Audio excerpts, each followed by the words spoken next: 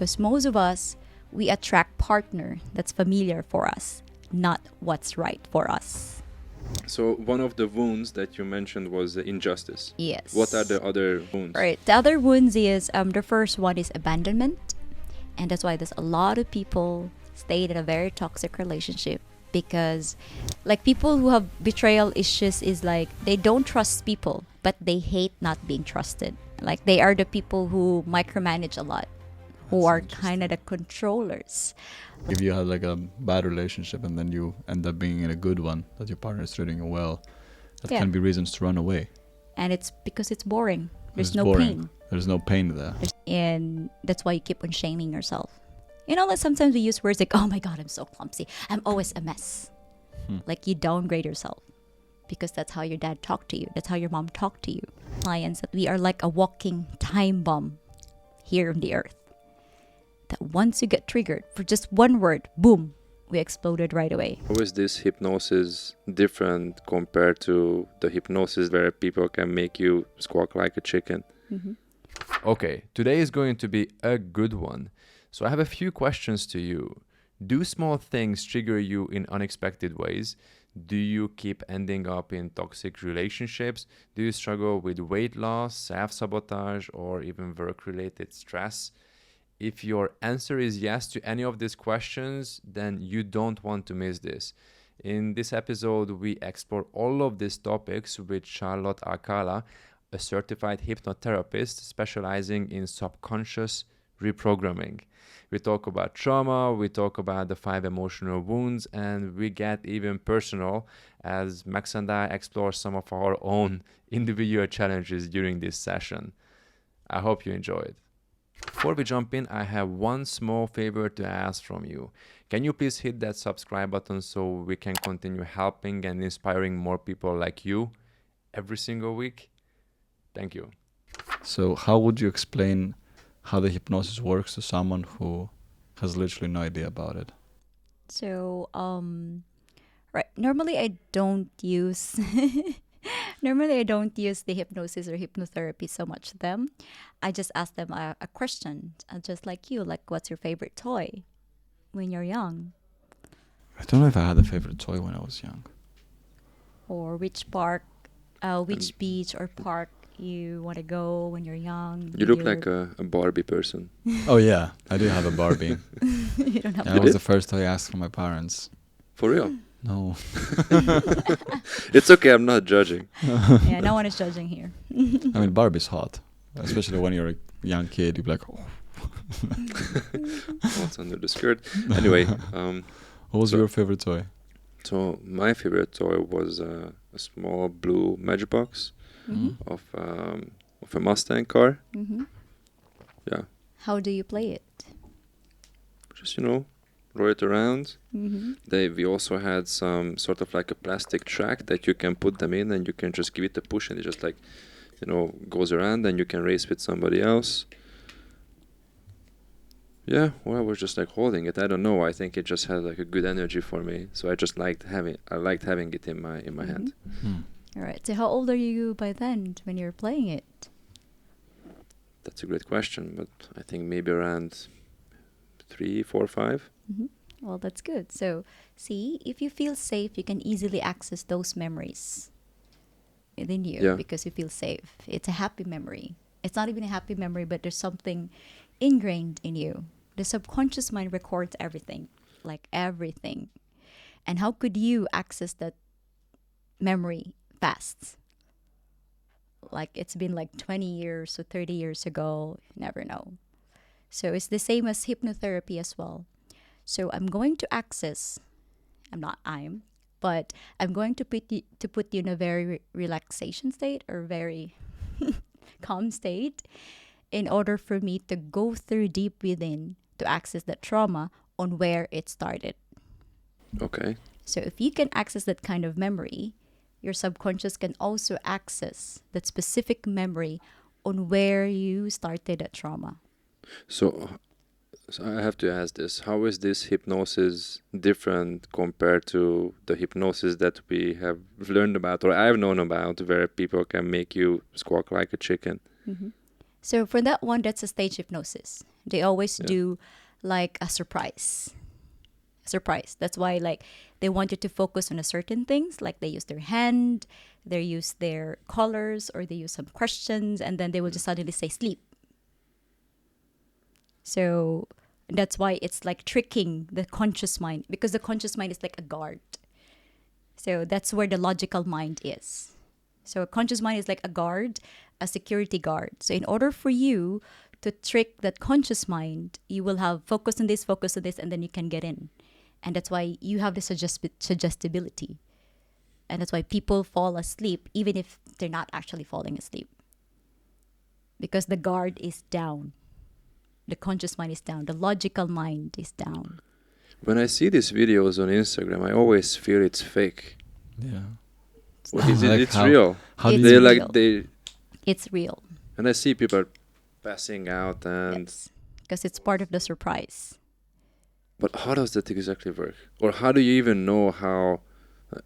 So everybody can be hypnotized, or are there different levels that somebody is more sensitive than others? Everyone can be hypnotized, and also there's also like what I call that, what the background thing, what's going on. Hypnotists can tell if you are hypnotizable easily. Like they ask you questions. They ask you questions of saying yes, yes, yes. So it means that your brain is prepared to say yes. Hypnotist doesn't choose random people. So they choose who to. They choose. How do they choose? That's like they said, hey, are you willing to be hypnotized? Sure. Then you already said yes. Yeah. So once you said yes, there's already like a guard or the subconscious mind, It like goes okay, down. it goes down. I'm safe. I said yes. But what So if you you say cannot be yes because you hypnotized. believe they can't do this on you? Who's like, nah, they can't. You still said yes. So maybe that's all what Yeah. they are looking for. Yes. Yes. Like Yes. yes. Yeah, Okay. because like in the stage hypnosis, they will ask people like, who wants to be hypnotized to be in the stage? No one is forcing those people to be in the stage. They volunteer. They volunteer. So it means that there's already the yes, that you are hypnotizable. You can only be hypnotized if there's a permission. Because if there's no permission, I would be the richest hypnotherapist in the world. I can hypnotize you. Transfer some money in my bank account. Yeah. Okay. So There is this so that's danger how that- they do it. How do you do it? How do you hypnotize people? I put them to the very meditation and hypnosis are the same because we're using theta state, which is the relaxation state. So you just use the word hypnotherapist actually in a way. So it's just like a guided meditation. But Okay. it's a guided meditation with a specific type of language or words in order for me to go deeper on what's your wound. But before I can go deeper to your wound, you will tell me like, hey, what's your symptoms? Like, yeah, I have self-doubt. I have confidence problem. I don't feel worthy. I don't feel enough. I keep attracting toxic relationship. So I will use that words in order for me to guide you, like a self-guided meditation. Like, I still take a deep breath in, imagine that you're on top of the stairs. It's still same as meditation. But then I will guide you to like, I want you to imagine how does it feel to doubt yourself. I want you to imagine when was the last time you're not confident? And then you connect to your body. I always connect the client to their body because the body is the number one. For me, it's the strongest brain. For me, that's my opinion. And then when the body like triggers, you have the feeling of like, how does it feel to be rejected? And you feel like, oh yeah, my heart is like racing. I have a blockage in my throat. And I will connect them there. And once I connect them to their body, the body will give you the exact memory. Have you done Without question. hypnotherapy? Yeah, once. How was it for you? I think I had a lot of resistance. I wasn't able to go very deep to some stuff, but I did a little bit. Mm-hmm. And that's why I go to the body first. So I'm not going to tackle your mental. Yeah. Because once when I go through you logically, you will have a lot of questions because it doesn't feel real to you. But once you feel it in your body feels it's real and your mind think it's real. And that's where I can go through your subconscious. So how do you go through the body first?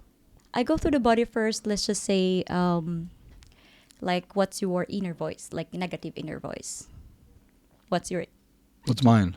Yes, yours. I don't know. It's just like a negative inner voice. Yeah. What are you afraid of? What are you afraid of? I think failure is one of the biggest ones. I think many people can relate. Yeah. Yeah. Like this disappointing myself, disappointing other people around me. Mm-hmm. Yeah.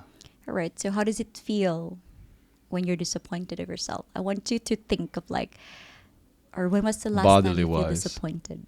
Like in the body, how does it feel? Mm-hmm. Yes, in the body.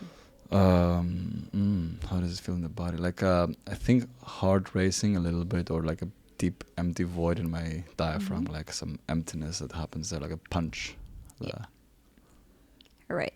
So when you feel that, I'm going to make you focus so much on your body. To feel it. To feel it more and more. Because the body will makes you think that it's real. Think that it's real. So that's why there's no such thing as past and there's no such thing as past and future. Because whatever you feel on the past that you feel disappointed, your body will remember it. And it feels real and it feels present. So once you are connected to your body on that feeling of disappointment of your chest and your heart racing, that's where I can say like, okay, I want you to imagine the last time and I want you to connect to that feeling. And I want you to imagine you're becoming smaller, younger, and lighter. And just focus on that feeling. And I will let your amazing subconscious mind will take you to the most crucial memory where the feeling started. So everything is just words, suggestions, and connecting to the body. How do you help to connect with how the feeling started memory? Like if they cannot access some memories? If they cannot access some memories, I will also do like imagine a door. And that door, behind that door, is a version of you who is disappointed. And I want you to imagine, or I want you to look at that version of you who is so disappointed, like from afar. Yeah. So I'm going to ask, how old is he? And that's where they can access the memory as well. What is he feeling? Can you always like access the how old is he question? Because like, what if you're a complete like, I don't know. Like that was one thing that I faced in my experiences. Like, how do I go past the I don't know?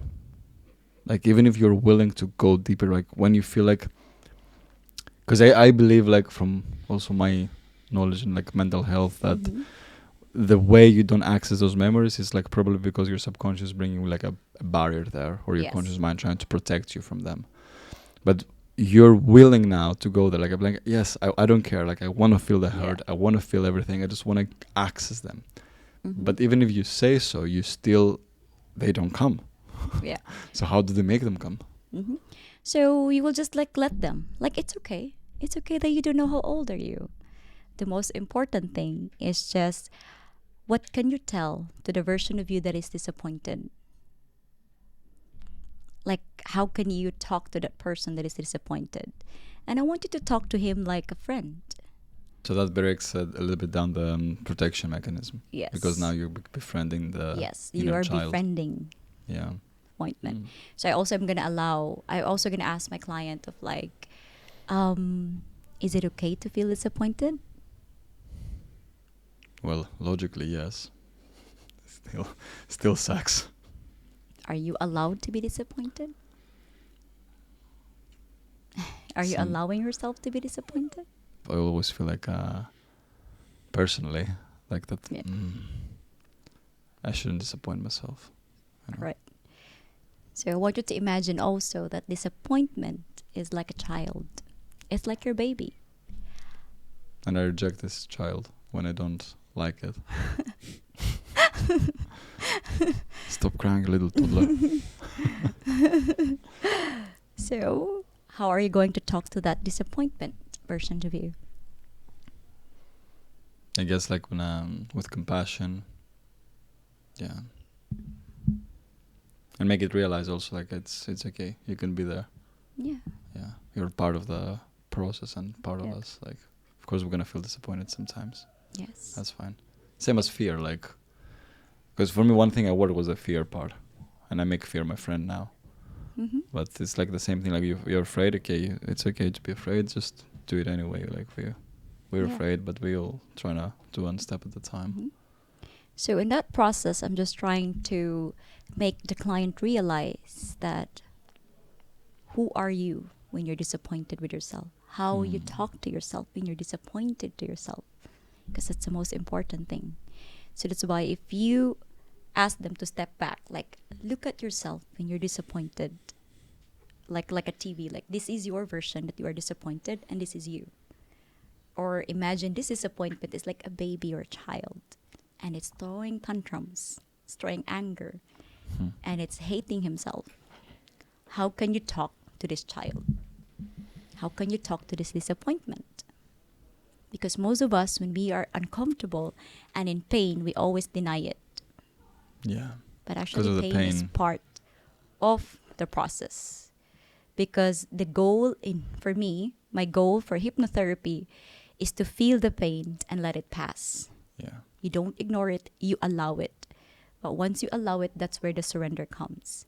Hey, it's okay, this pain, it's gonna pass. You're gonna baby that version of you, that disappointment of you, that feeling of failure of you, that feeling of rejection. So that's how you can start giving compassion to yourself. Yeah. I felt that what you're explaining, because I recently went through a really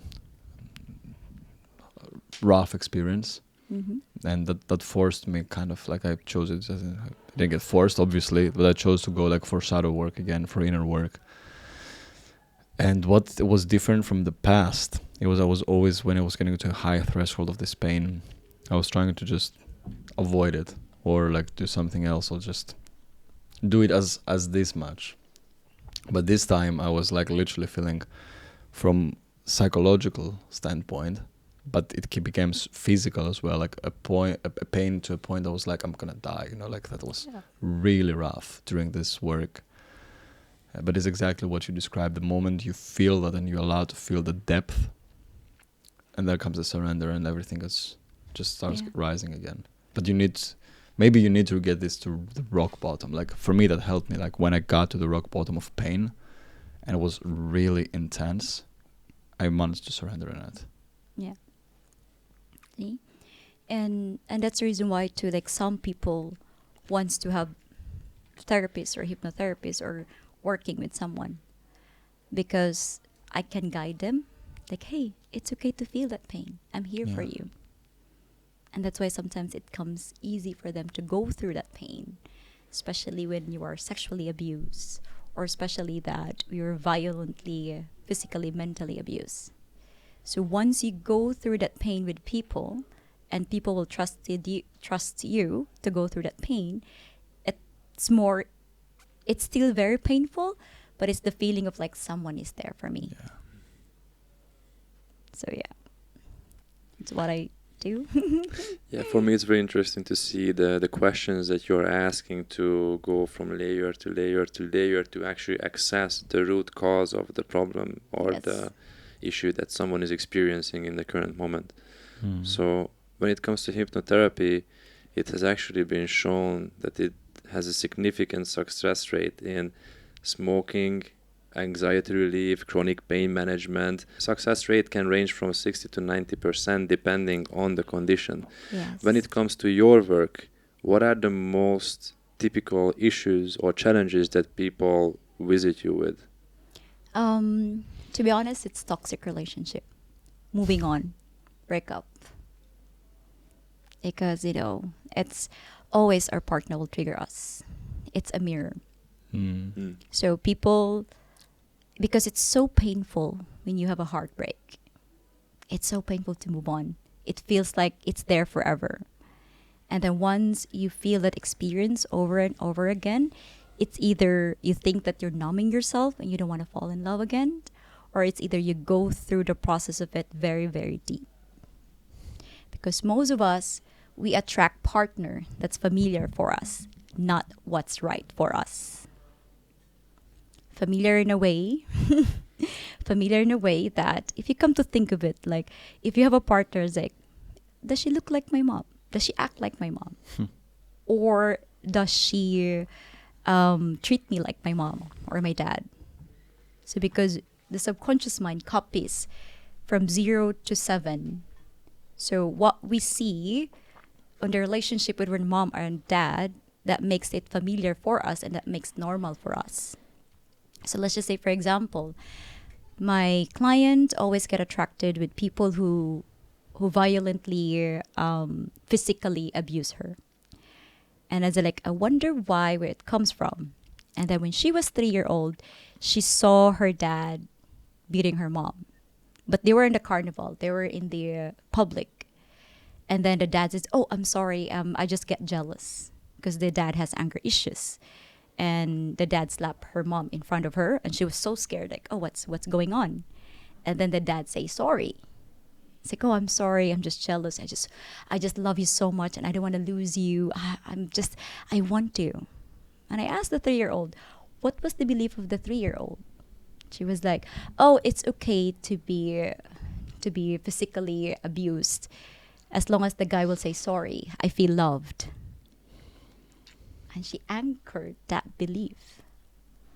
So that's what she was familiar with, and Yes. that's what drives her choices when it comes to choosing a partner. Yes.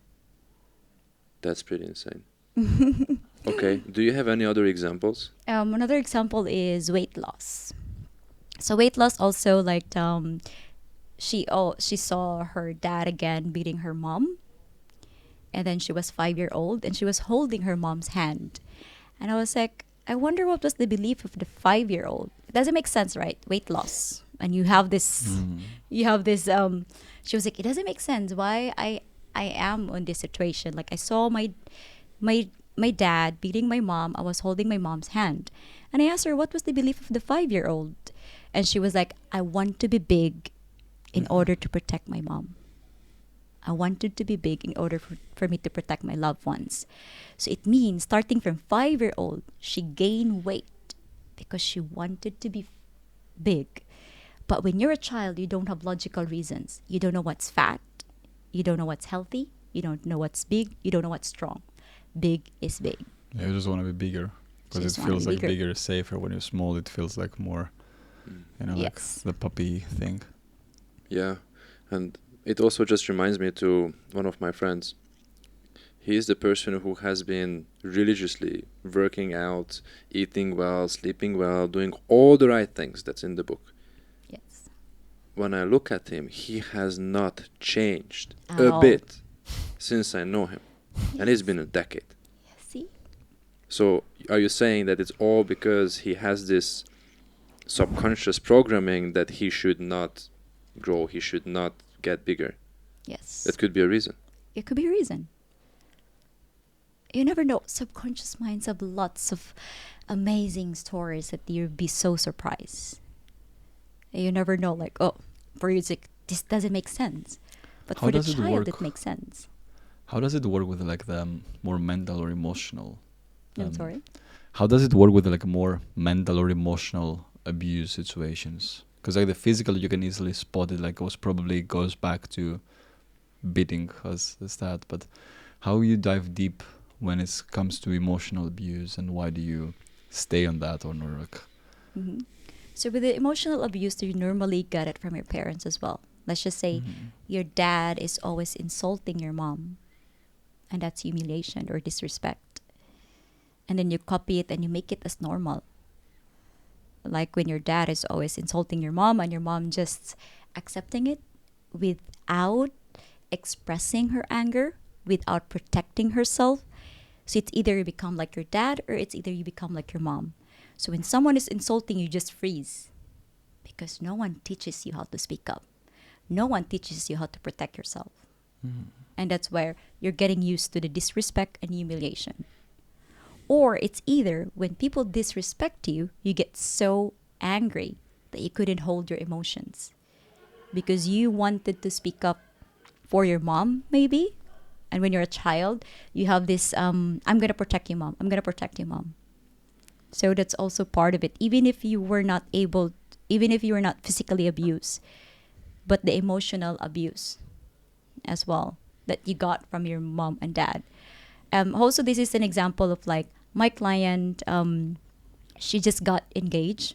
Actually, she just got married 2 weeks ago. And she was so scared to be in a relationship because she was so scared to be betrayed or cheated. And most of her relationship, it happens all the time. And then when we go back, she was 6 years old, and then her dad cheated on her mom. And I was like, what was the belief of this 6 year old? And she was like, I saw my mom suffering. I saw how my mom was crying. I saw how the cheating take out the life of my mom. And I don't want that to happen to me. And the more she have that fear, the more it's going to happen. Because fear is a very strong energy. And you can feel it in every one of us. And then you attract it, probably. Attracted. So the more you're scared, the more you have fear, the more it's going to happen. So interesting. How you actually attract the familiarity. Yes. So this client was keep rejecting or have the fear of getting into relationships because when she saw that in her past and all that suffering, then she was afraid that if I go into a relationship and I got cheated, I will suffer the same. Yes. So it didn't happen to her, but it happened to her mom, and she saw her mom suffering. So that's why, no, I'm not gonna have a relationship. I don't wanna feel that suffering with my mom. I don't wanna have that. Would you have an example for someone who has an unhealthy relationship with work? That they are workaholics, they work all the time, they never allow themselves to rest. Mm-hmm. Yeah, it's also a thing because like pain, you can get different pain on different versions of life. So let's just say, am I not pleasing my relationship, but I'm pleasing my boss through work? So because you get the same drugs of pain.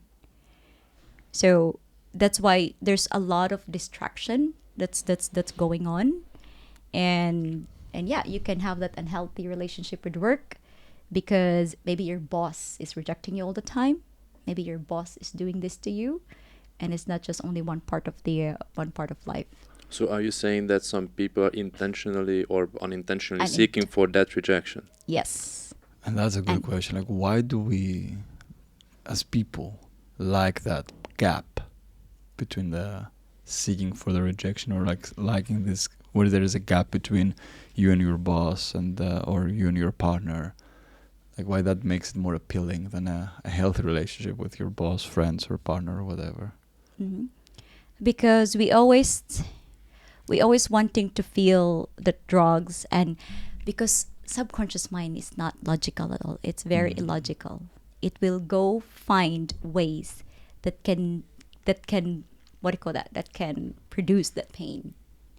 So whether it's work, whether it's sports, friends, and we always keep on thinking, like, why keep on attracting toxic relationship, toxic friends, toxic work, toxic bosses? So the gap between there, it's just only the drugs, I guess. It's the feeling of that same sensation all over and over again. And change is scary.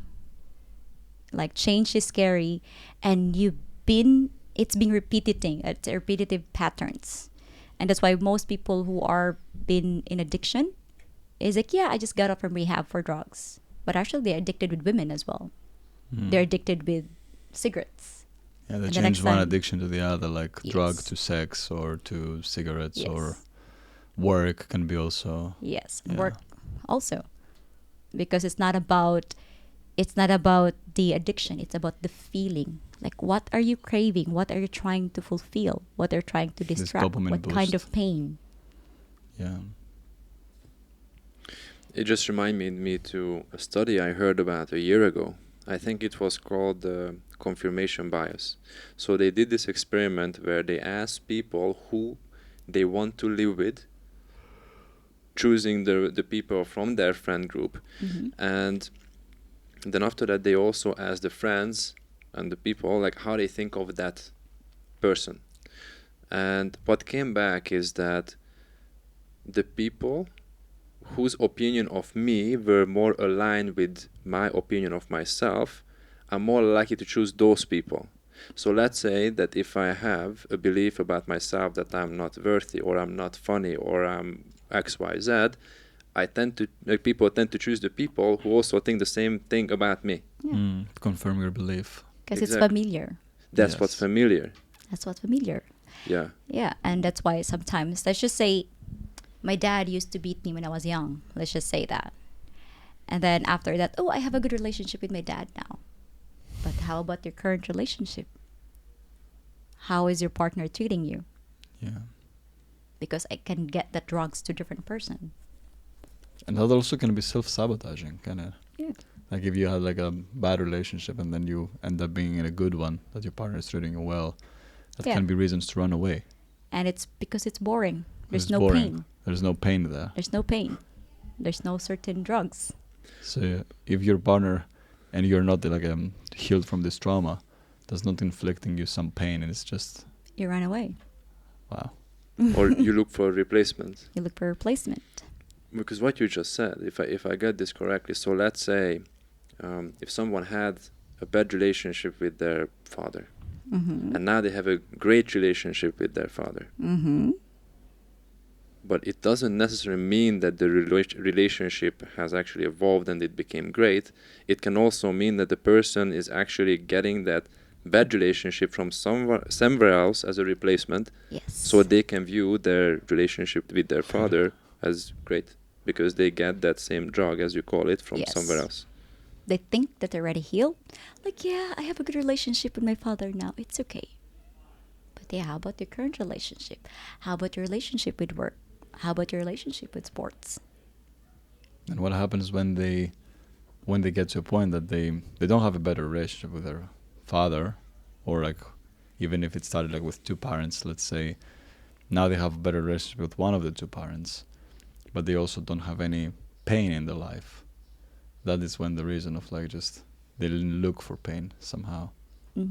That's where you can tell that there's an evolvement if you don't have cravings anymore for pain, because you're able to detach from that. But how do you tell? I'm sorry? How do you tell that you're not having any cravings anymore? That you Because- have the time to think. You still have so the you triggers. need to reflect, and you still Yes, you still have the triggers. Because most of the people that are too much into trauma, okay, let's just say, for example of this, most of the people who have the too much into trauma, they will have rage right away, anger right away. They don't have the time to process.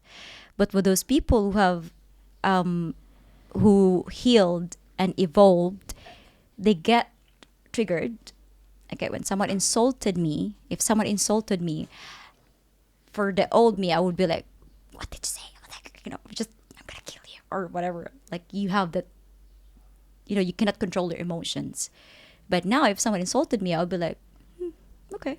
I wonder what he's going through.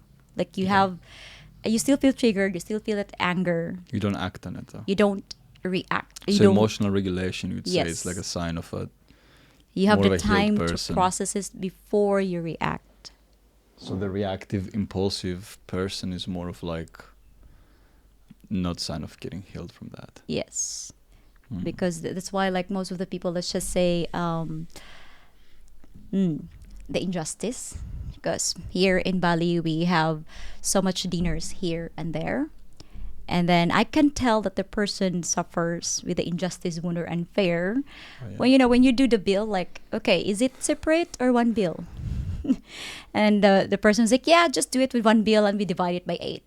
And the person who suffers from So like, unfair yeah, but I ate injustice, less. they'll be like, yeah, but I didn't eat this, I didn't eat that, blah, blah. And Yeah. and for you, it was like, yeah, but Yeah, but it's okay. No, we are having a conversation. It's good. But for the person who suffers the injustice or unfair, they'll be like, yeah, but so that's where the simple things in life that you can tell that you have that kind of wound. Did you see my message? Yeah. So Them with the we coconuts. actually have a story on this topic that a couple of people, Max and I, we went on a road trip. That was the first time when I decided to tag along. Mm-hmm. And we get stuck overnight at a place, and we decided to go to a restaurant. And I think like 4 of us ordered a coconut. And first, the waitress shows up with 2 coconuts. I will show you the picture. You will see it yourself. She shows up with 2 coconuts, one for me and one for one of our friends. And his coconut was huge, and mine was the smallest coconut I ever seen in my life. And I went and I talked to the waitress, like, I don't like this coconut. I want a size of that coconut. She's like, oh, sorry, sir, like, it's so done, like, this is the last one. And I'm like, okay, but if you bring 2 more huge ones to the other people, I don't want this coconut. So see? So I waited, and then she shows up with 2 coconuts, again, giants. But you can see that they were really trying to make it look smaller, so we're like chopping off They more. chop them as much as possible. As much as they can, Make so it they look look smaller, but they were still huge. Yeah, that was literally the biggest coconut I've ever had in Bali. That was the Like, biggest coconut I It ever was- seen. It felt like it was on steroids, you know, like even the water inside was so much I struggled to finish it Oh my for god. once in my life. It And was literally a- his coconut was like, it wasn't So small, big. small, but like it's normal size. But if you could put it next to the giant one, it It feels looks like, yeah. Yeah, I'm looking for the picture just to show it to you, just to prove my point. Anyway, and I was like, I'm not okay with this. I cannot accept this. Yeah. To see? So, But with you, it was fun. yeah, I mean, I mean, he wasn't fun at that moment to the waitress. It was fun for us watching him. It was super fun for them, but for me, I He was like, angry. no, sorry, I told you, like, I just don't accept this. So I told her, like, it's okay, you can have your coconut back. I don't want this coconut. So what does this tell you? What's my problem?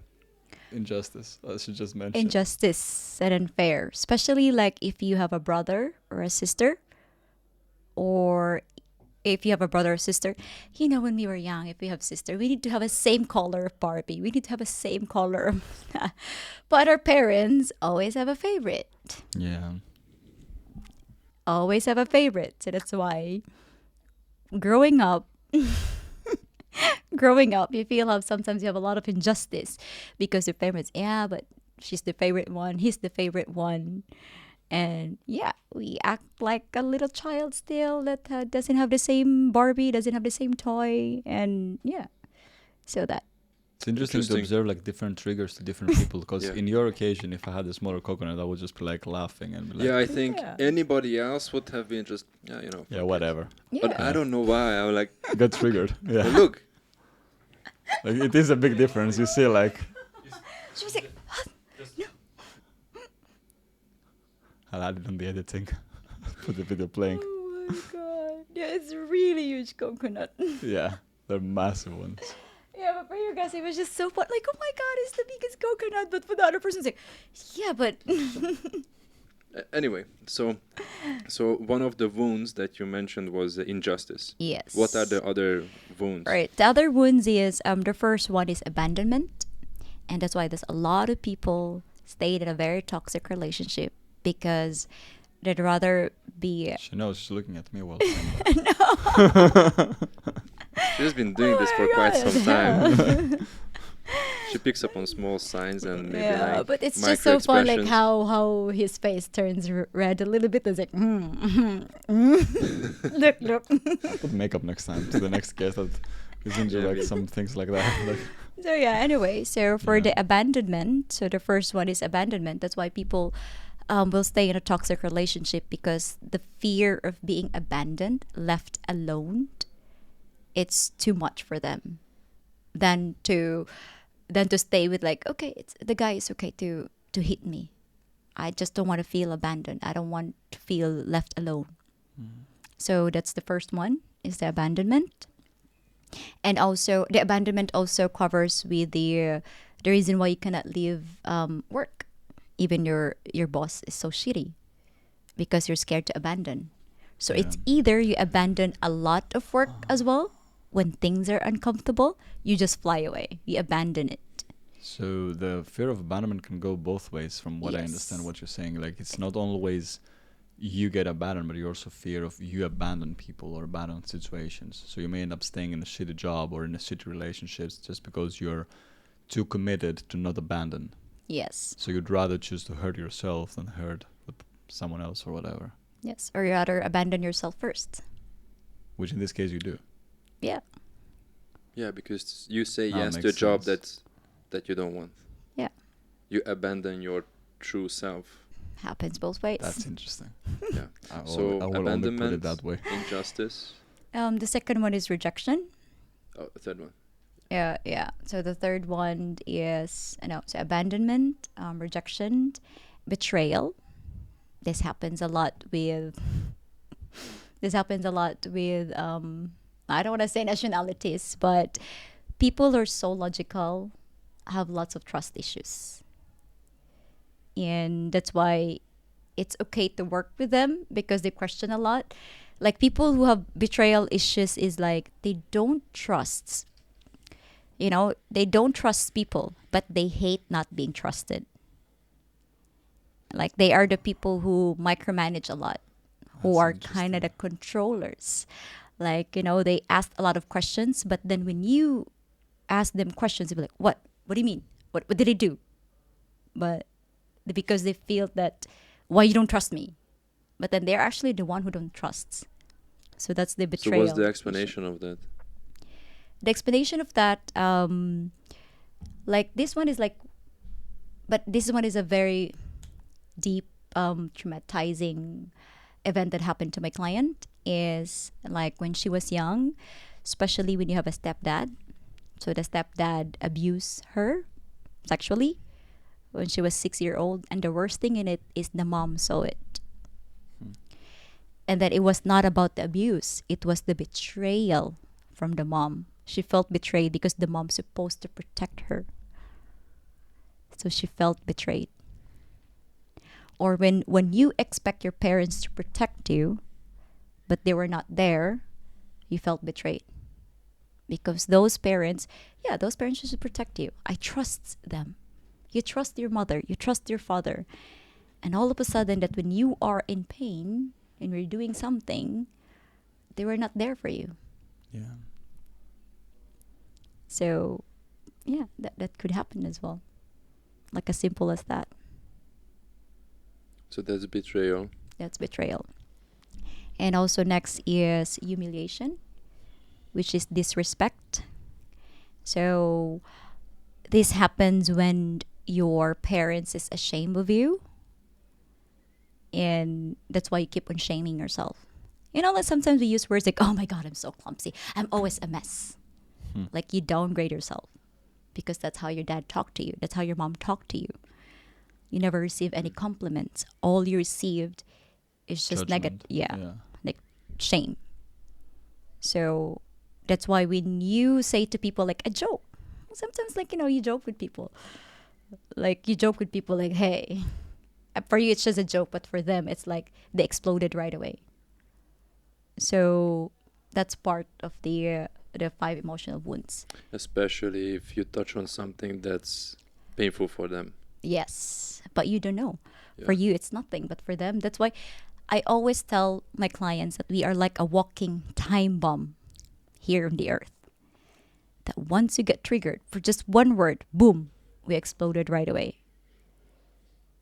So each of us is like a walking time bomb. Are we like all walking time bomb, or if you've done like enough work, you can regulate that? Like you can feel that you want to explode, but you can keep it on. You need to explode first You need to explode.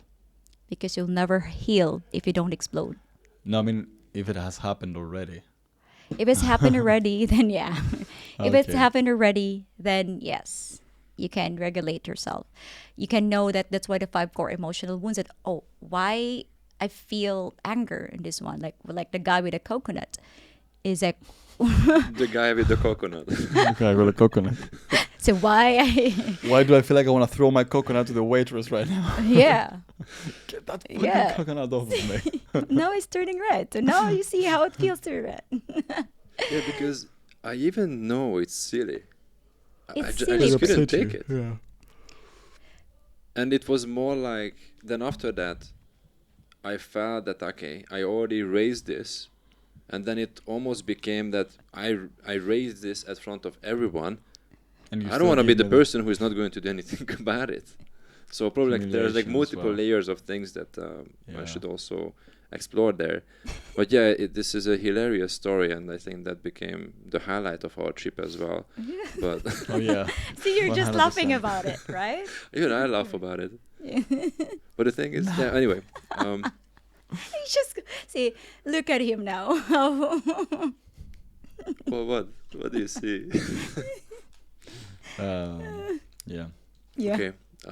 Probably you also felt like a sense of I need to speak up for myself because I've made this commitment to the rest of the group that if they bring that, I will. I definitely felt Yeah, that. so it was probably part of like shame or humiliation as part of like I'm not gonna humiliate myself. Like I said this and I will do it. So I think when I reflected on that incident, it was not that big of a deal. It was more like a funny one, I think. But when I was reflecting, that was definitely a factor. That I spoke up about it. I don't want to come across, plus I'm not that kind of person who says that I'm not okay with this. And then after that, I'm like, actually, I'm okay with that. So you just So I was like, I'm just going to stick to what I said because I believe that it was unfair. yeah. Yeah. So And see? I already voiced it. Yeah. I kind of I mean, felt it that wasn't if I... fair, but It was.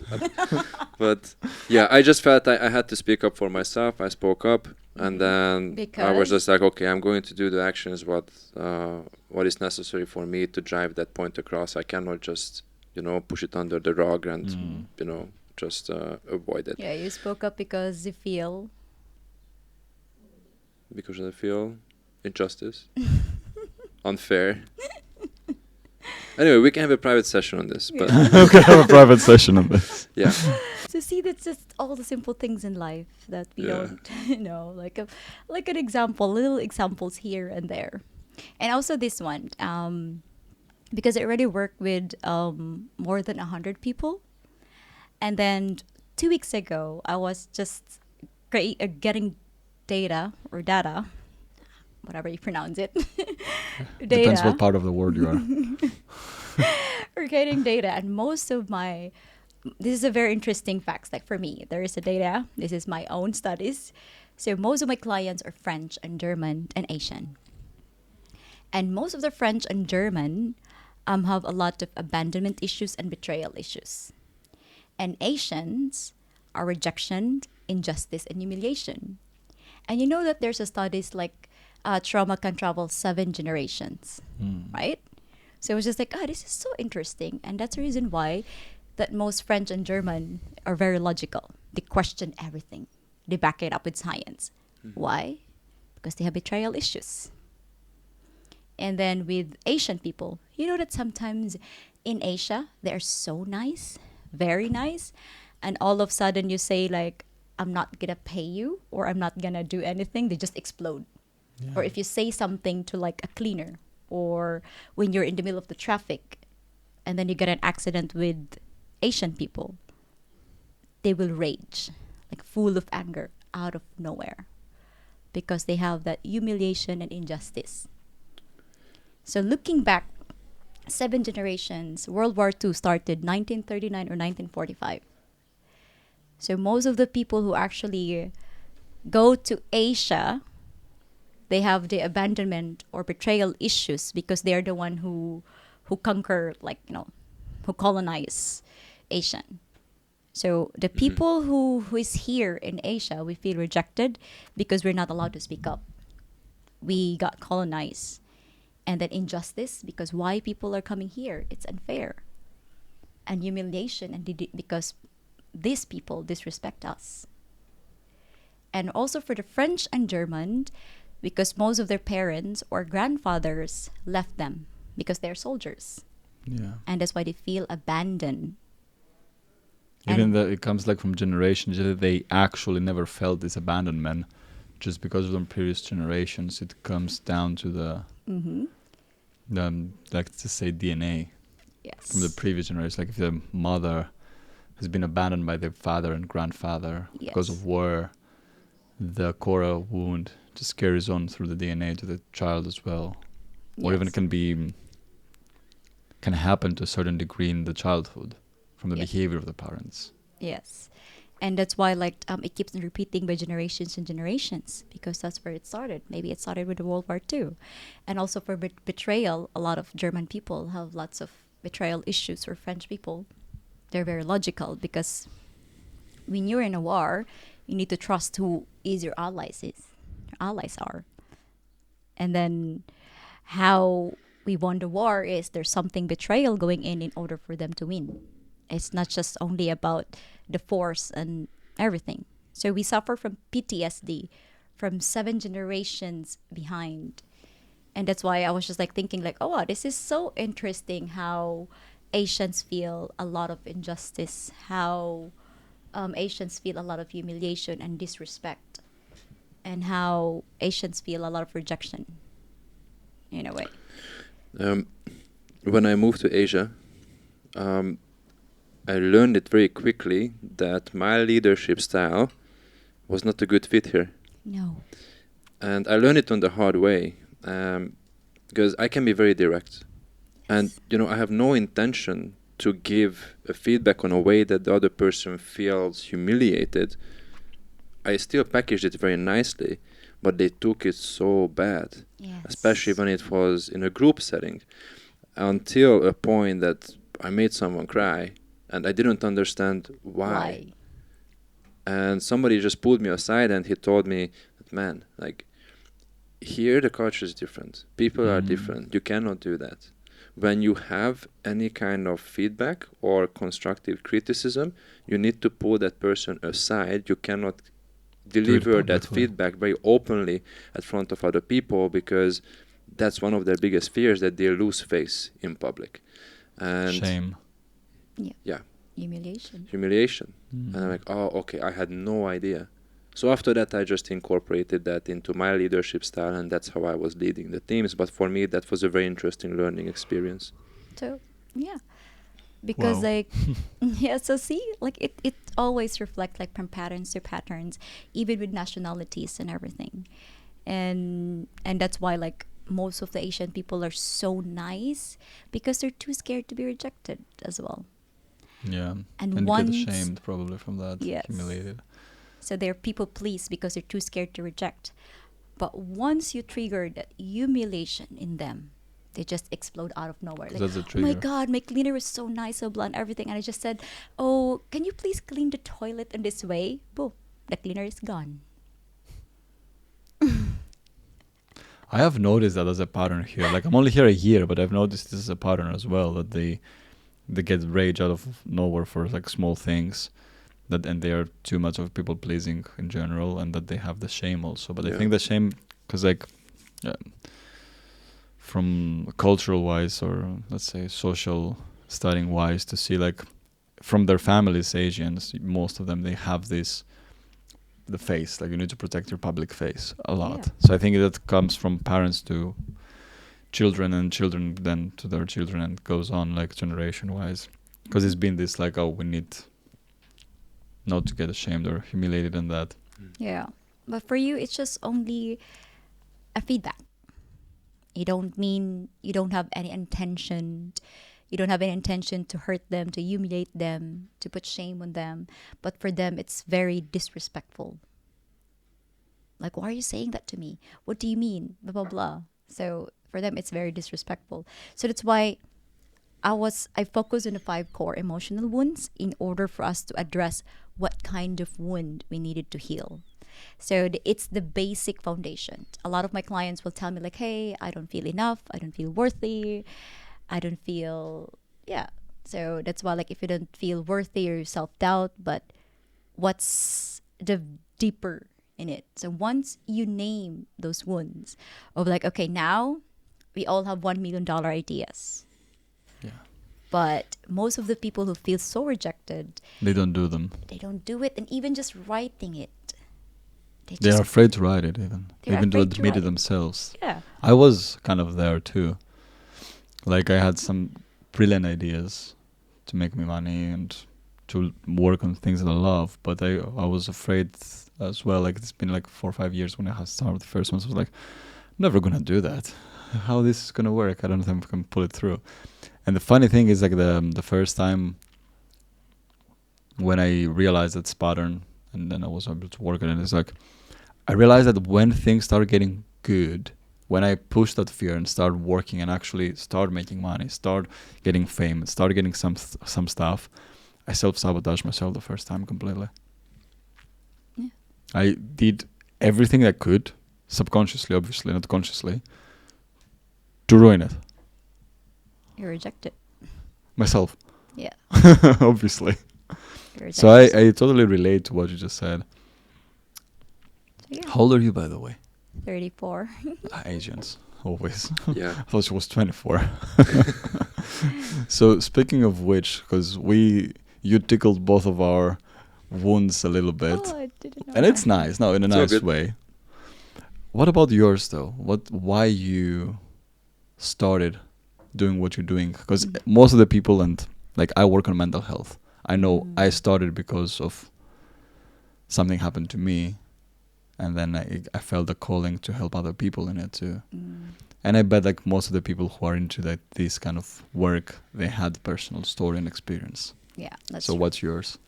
Well, what's mine is at December 16, 2021, I live in Siargao for like 4 years. And then there's like a monster typhoon happened and it wiped out everything. So I've lost Were you everything. there in the typhoon? I was there. How? I'm a survivor. That's a different. Yeah, you're a survivor. Yeah. I don't want to go off topic, but how is the experience of going through a typhoon? The experience was Traumatic, that I was the guess. longest 5 hours of my life. Imagine like a 250 kilometers per hour of wind. Wow. And you can hear the whistling and the pressure, like it almost explode your head because of too much wind for 5 hours. You know when you're in a plane and you have like a sinus problem, it hurts. And that's how it hurts. Like my entire head, which just feels like exploding with too much pressure of wind. So yeah, it was really traumatizing event. And then that's where I lose everything. I lose relationship because everything was just chaos. So instead of starting my life in Siargao, I was just like, no, I want to go somewhere that there's waves. Okay, Bali. On that time I don't know Bali is for healing or whatever it is. And so I arrived here last June. Gonna be here for 2 years. I arrived here last June. I was driving to Ubud and it suddenly rained. And I was in the middle of like the intersection and I freeze. And I was like, what's going on? Like, I cannot move because it takes me back to where the typhoon is, even if it's not the same intensity. So I just freeze. I got paralyzed. I couldn't move. And people just, I'm just like, I couldn't breathe. It's the first time I got anxiety and panic attack, like very intense, because I didn't know that I have PTSD. And so like a guy helped me, like, hey, breathe. You're going to be okay. You're going to be okay. And then my friend told me, like, hey, you should see a therapist or a hypnotherapist. So I saw a hypnotherapist here in Bali. And then we have sessions. We have like 2 to 4 sessions. And then he was able to take me out from PTSD. And I told him my story, like, hey, I came here in Bali because I lose everything. I got miscarriage. I lose my relationship. And I know that I am, especially here in Asia, mental health is not commonly talked about. Like in the Philippines, I never even know anyone that's a therapist in Asia. So that's why I was like, okay, I want to continue working. So I worked with a guy for like 3 months. And that's where I get addicted with hypnotherapy and how it can really change your life. So when you experienced it, you also felt like, I want to do that too, I guess. In a way that it changes my life. It changes of like, I am so scared. So you're 2 years into it now. You're not 2 like years. long. Yeah, not that Yeah, long. not that long. Yeah. So that's why I always get the taste of my medicine from time to time for hypnotherapy. And that's why I'm here. Do you feel like we're giving you a taste of your medicine? Yeah. Oh, Because really? of, yeah, because I told you, like the first time I wanted to create the video, I vomit. I got a lot of anxiety. I got a lot of anxiety. I was like, oh my God, how can I, pass through this? And the How long reason ago why was that? How long ago was that? kind of like maybe 1 year and 6 months ago. Okay. Yeah. After that, how many videos have you created? I don't know. So you already have passed that point, I guess. I passed that point. But then looking back to that point of like me seeing myself in a video or even seeing myself in a photo, I just couldn't. I cannot take it. I cannot stomach it. Why? Do you know where that's coming from? Yeah. It's humiliation in a way.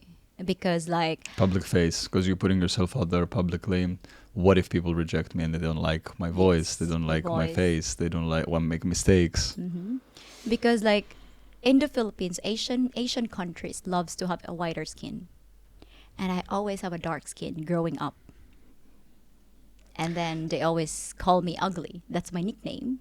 Ugly. But you know that this is only for Asia, because for Yes. Europeans or for the West world, They want you're more exactly- tropical actually. Yeah. they want to look browner. No, not only that, but even the brownie Asians are more attractive usually. Yeah. Because they're more tropical, exotic. Exactly. So yeah.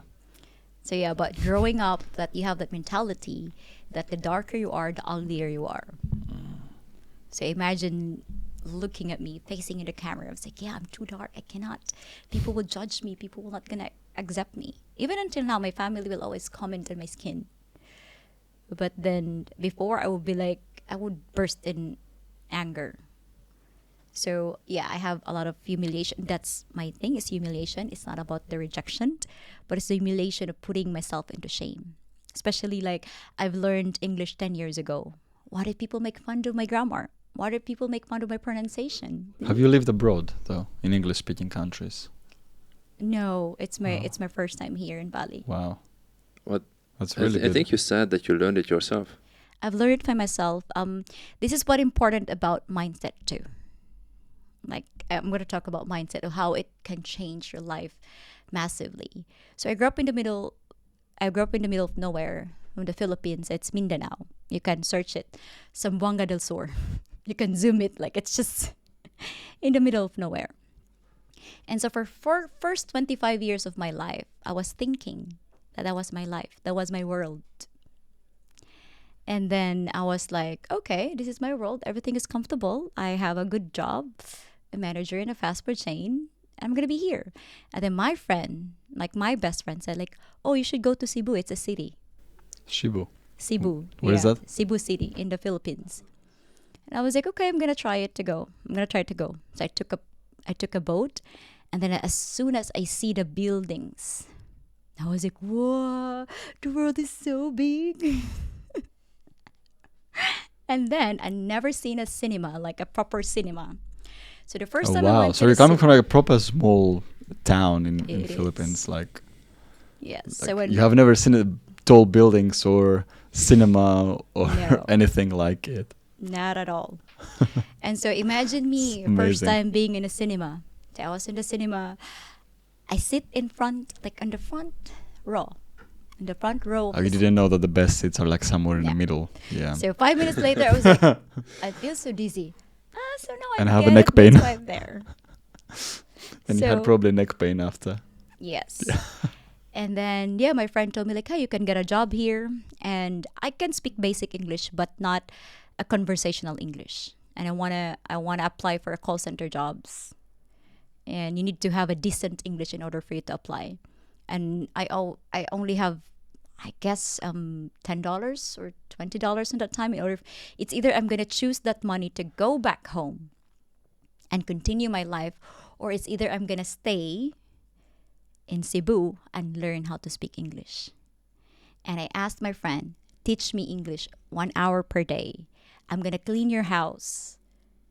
I'm going to cook for you. Just teach me 1 hour per day. And she said, yeah, you can watch Friends, the series.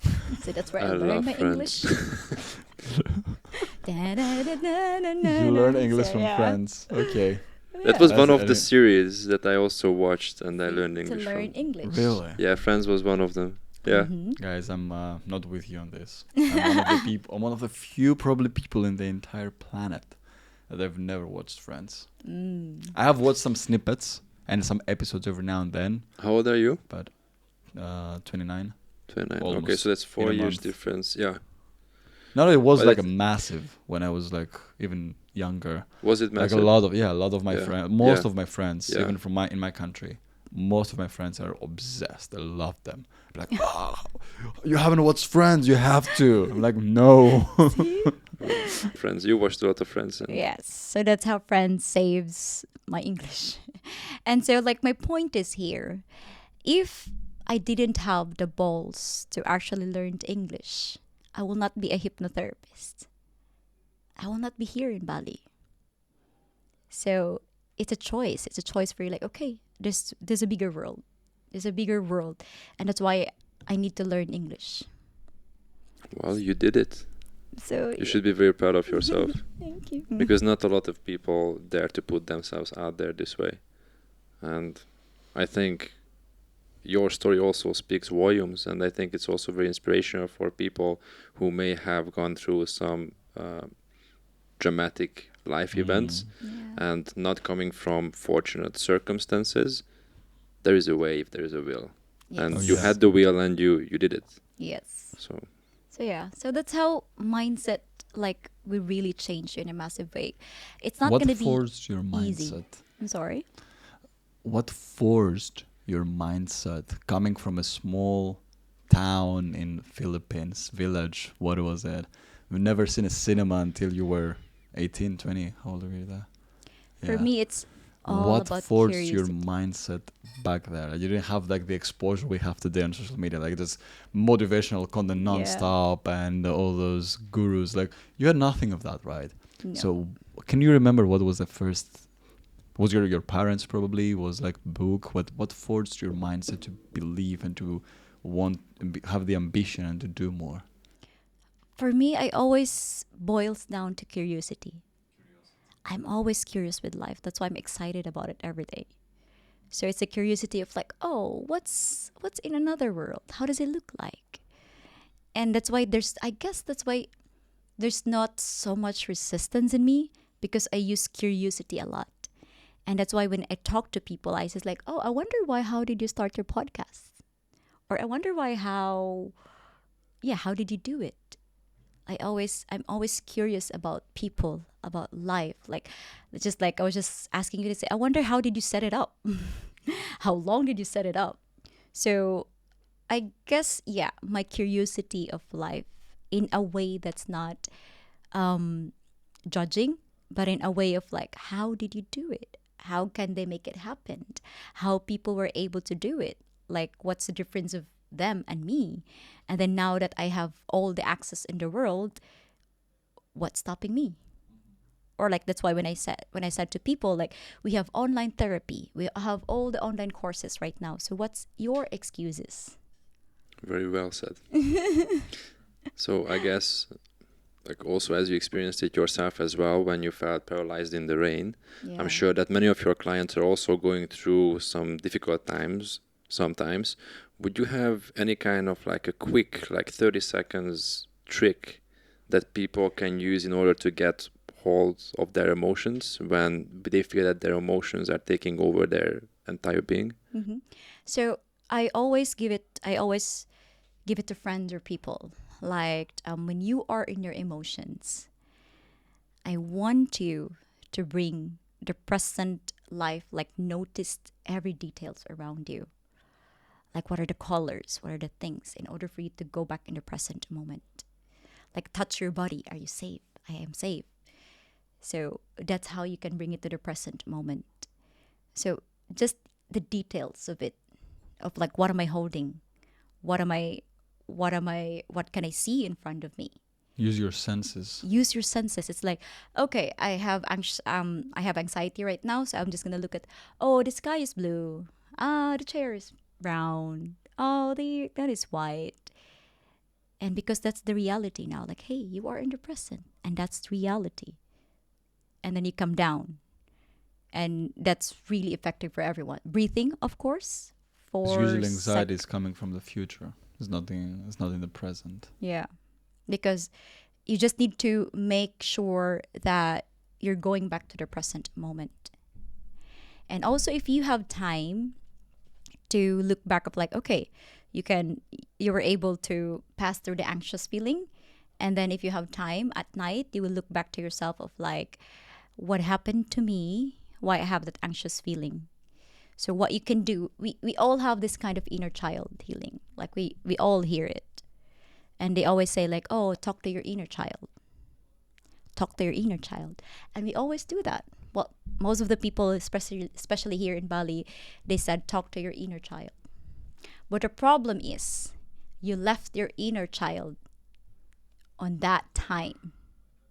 So in order for you to heal that inner child is bring that inner child in your present life. I want you to imagine this is where I'm sleeping. This is my motorbike I'm driving. Like, look, I have my own bank account. Like, look, what are you doing right now? So that inner child of you is not stuck in the past. And it comes with you in the present. Like Yes. now you do have more luxuries. You do have your nice own bike. Like you do have like a nice body, and you're not fat anymore if someone comes from like past of like overweight. Yes. So that's part of reprogramming. Part of reprogramming is actually taking that version of you who get traumatized and telling her like, hey, look, be proud of yourself. You were able to survive. Because of you, I am here. Look what we have right now. We have money. We're able to travel. And you will show that inner child the feeling of like, look, I was able to travel to Paris. I was able to travel to Disneyland. I was able to travel to Bali. And then you will show that inner child of like, look, we are in plane right now. We are playing paddle. So it's good to do it even in small moments. Just keep it as a constant reminder to bring it with you in the present. Yes. Not let it stuck in the past. Yes.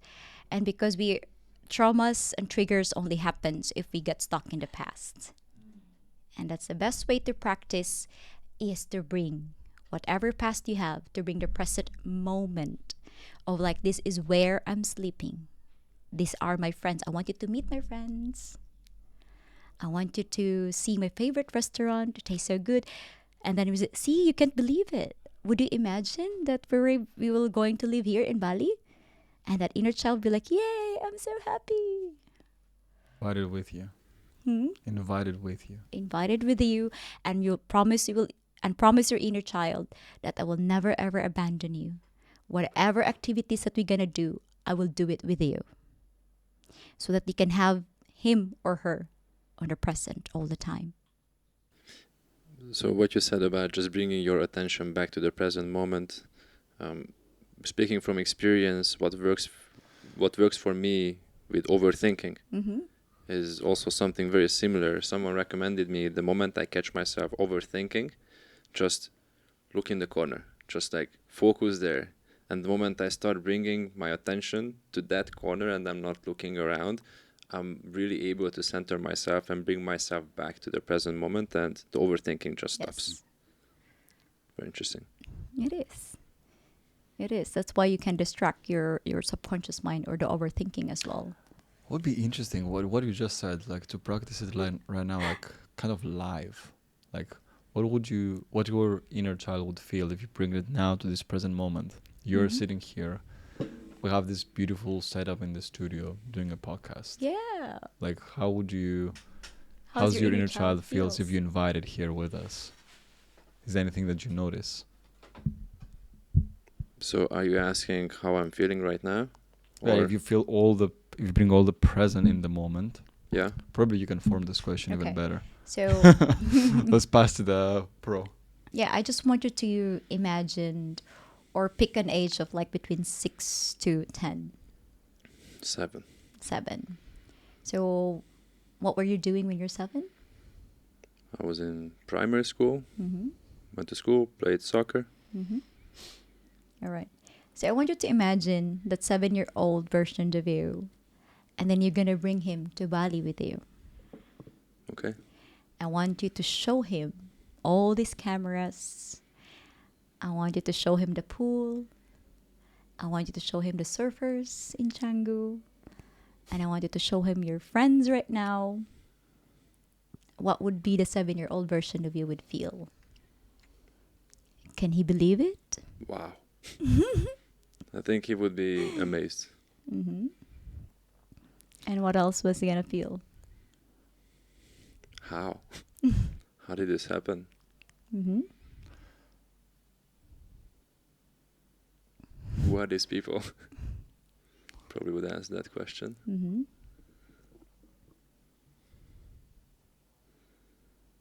I think he would be excited just to go to the ocean, jump in the pool. Mm-hmm.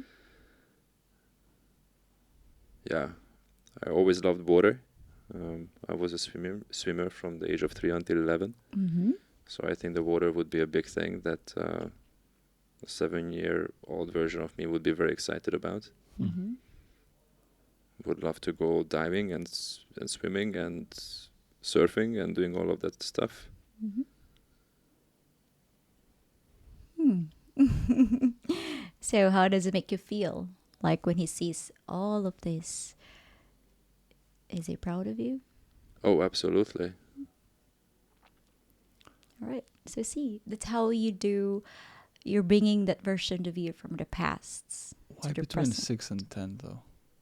It depends. Okay. Sometimes between depends.